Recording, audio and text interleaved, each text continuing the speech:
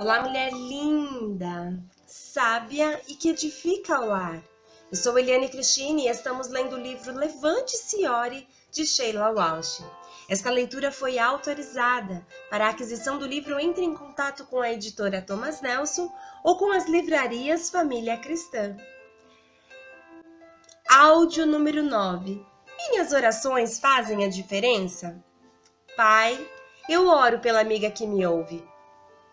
Nenhuma oração feita ao Senhor é esquecida. O Senhor tem prazer em ouvi-la e responder suas orações.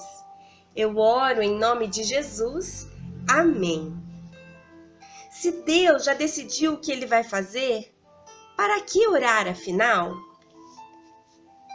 O problema com as nossas orações é que só oramos como último recurso. Will Rogers. O mundo está cheio de pessoas que se julgam guerreiros de oração, mas que nem sabem o que é orar. Utilizam-se de fórmulas, programas, conselhos e técnicas de vendas para conseguir o que querem de Deus. Não façam essa asneira. Vocês estão diante do Pai e Ele sabe de que estão precisando melhor que vocês mesmos. Mateus capítulo 6, do verso 7 ao 8, versão Bíblia A Mensagem. Em 1872, o geógrafo, explorador e estatístico Francis Galton dirigiu um projeto de pesquisa para avaliar se seria possível provar matematicamente se a oração funcionava ou não. Sua teoria era simples. Se a oração funciona, então a família real britânica deveria viver mais do que qualquer dos seus súditos, uma vez que estes oravam por eles regularmente nas igrejas e nos lares por todas as ilhas britânicas. Entretanto, quando comparou a longevidade da família real com a do público em geral, ele não viu qualquer diferença. Portanto, o estatístico concluiu que havia provado a não funcionalidade da oração. Porém, ele não investigou os hábitos alimentares da rainha Vitória ou do príncipe Albert. Como Galton se encaixaria no mundo de hoje? Bem, se você perguntar às pessoas dos Estados Unidos se elas acreditam na oração, creio que a maioria diria que sim. O grande divisor de águas seria a maneira como definimos a oração, por que oramos e para quem acreditamos que estamos orando. Uma das minhas primas, Jack, concordaria com a teoria de Francis Galton. A falta de resultados físicos a convenceu de que a oração era uma completa perda de tempo. Isso aconteceu anos atrás, durante uma visita de Jake e sua irmã Maureen. Nossa casa era bastante pequena, de modo que meu irmão Stephen cedeu o quarto dele para elas dormirem, mas com uma lista bem detalhada do que elas não deveriam tocar. Você pode pensar que isso é muito radical, mas Stephen era muito cuidadosa com as coisas dele. E Maureen e Jake eram famosas por mexerem no que não deviam. Eu devia saber. Peguei Jake com a mão na massa, mexendo em algo que não deveria. Jake era fascinada pelo globo de Stephen. Por mais que dissesse a ela para não tocar nele, a tentação era demais para ela. Uma manhã peguei-a com ele. A reação dela, ela olhou para o globo e de uma maneira extremamente indignada anunciou: "Esta coisa está na minha cama de novo." Então você pode entender a prudência de minha mãe quando ela desligou da tomada a luminária que ficava ao lado da cama.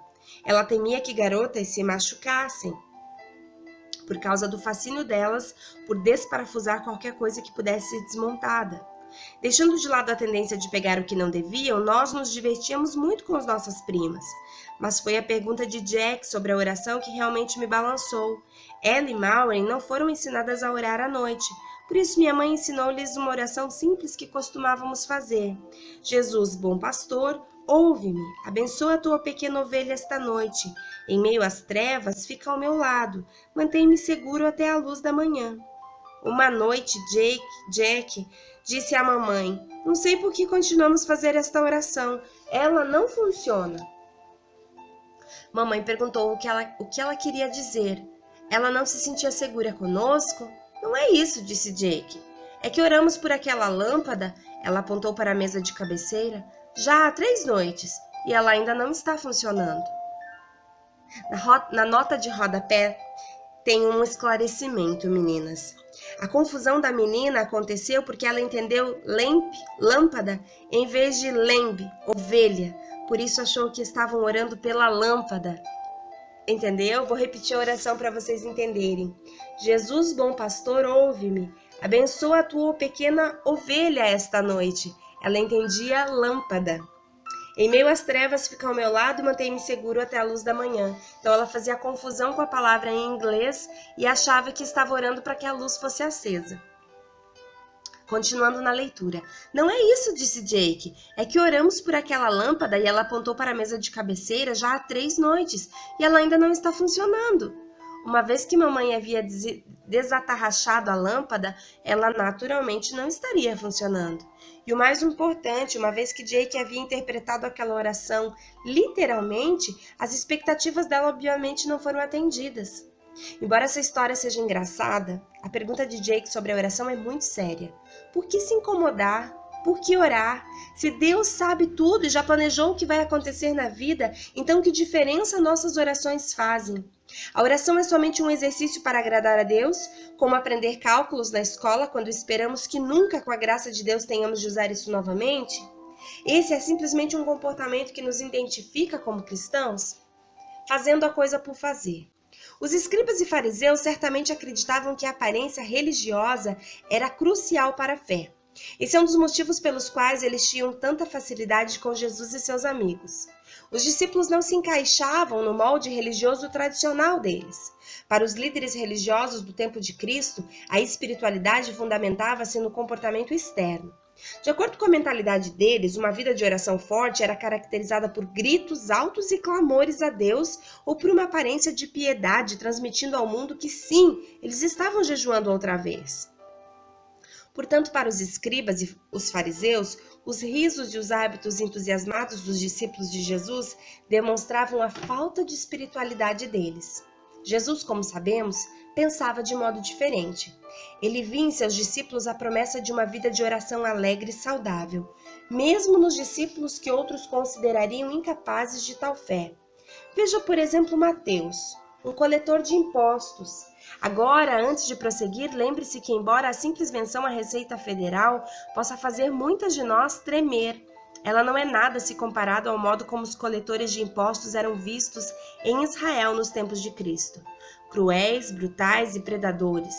Um exemplo disso é o famoso Sermão do Monte, em que Jesus usou os coletores de impostos para dar um poderoso golpe verbal. Se vocês amarem aqueles que os amam, que recompensa receberão? Até os publicanos fazem isso. Mateus capítulo 5, versos 46. A implicação foi clara. Se vocês acreditam que demonstrar o seu amor por aqueles que os amam é uma indicação de fé, então considerem que até aqueles que vocês desprezam podem fazer isso. Obviamente, os coletores de impostos eram igualados, digamos, à classe social mais baixa. Mas Jesus olhou para Mateus e, como somente ele pode fazer, viu além do cargo dele. Jesus olhou para o seu coração. Ele convidou Mateus para deixar a sua velha vida e segui-lo. E na sua empolgação, Mateus deu uma festa extravagante. Os frequentadores foram um grupo misto de pessoas como os fariseus e os mestres da lei. Mateus convidou muitos de seus amigos, que por acaso eram coletores de impostos. Imagino que Mateus queria que seus amigos coletores de impostos conhecessem o homem que haviam transformado sua vida. Mas você pode imaginar o incômodo dos líderes religiosos na sala em que eles colocaram a culpa? No meio da festa, os fariseus fizeram uma pergunta importante a Jesus. Mas os fariseus e aqueles mestres da lei, que eram da mesma facção, queixaram-se aos discípulos de Jesus. Por que vocês comem e bebem com publicanos e pecadores? Jesus lhes respondeu: não são os que têm saúde que precisam de médico, mas sim os doentes. Eu não vim chamar justos, mas pecadores ao arrependimento. E eles lhe disseram: os discípulos de João jejuam e oram frequentemente, bem como os discípulos dos fariseus, mas os teus vivem comendo e bebendo. Lucas capítulo 5, versos 30 e 33. A crítica a Jesus foi clara: os seus amigos não parecem muito piedosos. Se você é quem diz que é, não estaria andando com uma turma como esta. Podemos dizer pela experiência externa se as pessoas estão próximas a Deus. Se você parece santo, presumimos que você seja santo. E se você parece um pecador, presumimos que você seja um pecador. É óbvio que para os líderes religiosos a oração era antes de tudo um comportamento para impressionar a Deus e o homem. Ela era importante para mostrar aos outros o quanto uma pessoa era espiritual. Se era isso que a oração se propunha, então não é de admirar que as pessoas questionassem por que deveriam se incomodar em orar. Entretanto, como sabemos, Jesus disse aos fariseus que ele veio para mostrar uma nova maneira de viver, de amar e de orar. A oração não deve ser um ritual externo a ser riscado na lista de tarefas de alguém, mas uma revolução interna, assim como eles não derramariam vinho novo em odres velhos que estavam se rasgando, não podiam encaixar a nova vida de Jesus em velhos hábitos. Como você pode imaginar, os fariseus e os líderes religiosos não ficaram satisfeitos com a declaração de Jesus. Eles estavam felizes com as coisas como elas eram, porque é assim que elas sempre haviam sido. Assim como eu, você já deve ter se deparado com esse tipo de atitude. Quando eu tinha 10 anos, estava em uma turma de fadinhas. As fadinhas eram o primeiro nível de meninas escoteiras. Embora o grupo seja ligeiramente diferente dos Estados Unidos, as fadinhas são muito populares na Escócia, de onde eu venho. Eu amava dividi-los em grupos, as fadinhas, as margaridinhas, as sprites e as kelpes. Eu estava feliz por ser uma kelp, pois as fadinhas tinham de dar muitos saltos, em minha opinião. Eu achava que as kelpes, que tinham como fundamento um velho conto folclórico escocês sobre um cavalo que podia andar debaixo da água, viviam muitas mais aventuras.